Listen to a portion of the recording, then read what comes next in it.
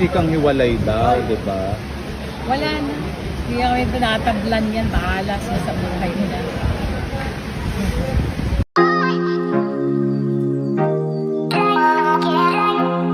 Kung natatandaan niyo po, first week of March, nung nag-birthday si Maine Mendoza, marami po ang nagtaka kung bakit tila walang bumate sa mga kapamilya ni Arjo Atayde na kanyang mister dito kay Maine Mendoza. At lahat naman po ng mga Atayde ay gumagamit ng social media. Of course, nandyan si Miss Sylvia Sanchez na atin ding mahal na mahal, si Arjo Atayde, si Ria Atayde, si Sanjo Marudo, si Jella Atayde. So, ang dami nilang nasa showbiz. So, may mga nag-abang at tumuto kung bakit wala man lang daw po sa kanila ang bumate kay Maine Mendoza nung nag-birthday si Maine. At naipaliwanag naman na po yan ni Jella at ni Ria Atayde sa kanilang previous interview during the Silent Noise press con na nasa abroad daw po si Maine nung time na yon or sila yata yung nasa abroad kaya hindi po nila nabati personally. Pero eto naman nga po ang issue ngayon. After nga po ng sinabing pandededman ng Atayde family kay Maine, si Ria Atayde naman ang nag-birthday, parang I think Monday yon nung nag-birthday si Ria. At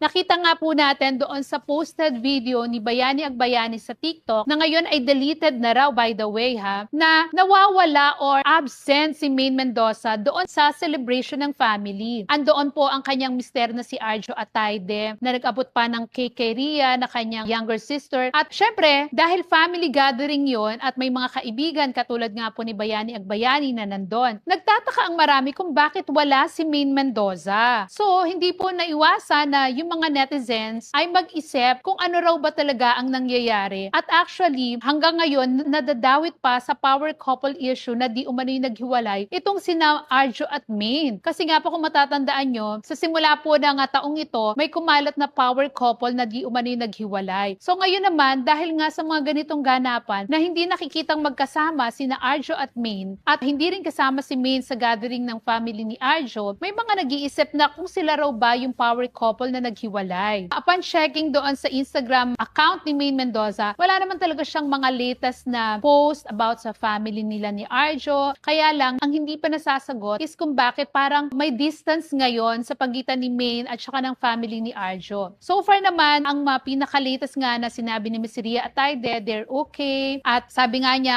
wala naman smooth sailing naman daw yung relationship. Pero yung ganitong, wala rin tayong nabasa sa post ni Maine na binati niya si Ria even sa kanyang Instagram or Facebook account. Kaya ang mga netizens naiiwang nagtataka at nag-iisip kung ano ba talaga ang nangyayari. Ang makakapagsagot lang naman yan at makakalinaw ay yung mga taong involved. Pero sa ngayon, kung may pinagdadaanan man yung kanilang family, hayaan muna natin. Hindi naman lahat ay kailangang i-share sa public. Although syempre dahil mga public figures sila, hindi talaga maiiwasan na mapansin at maintriga dahil nga lahat ng galaw nila ay tinututukan ng publiko. Pero sana naman hindi totoo na hiwalay na sina Arjo at Maine at kung may pinagdadaanan mang problema sa pagitan ng dalawang pamilya, maayos din soon. Hindi naman po kakaiba sa ating mga ordinaryong tao. Kasi tao rin po sila na syempre meron ding mga emosyon, may mga nadadala rin ng mga kahinaan. Pero sana, sabi ko nga family is family. So at the end of the day, sana magkaayos-ayos pa rin kung totoong may problema at iwasan lang sana yung kumalat nga sa publiko para wala nang mga makisawsaw at hindi na palakihin yung issue.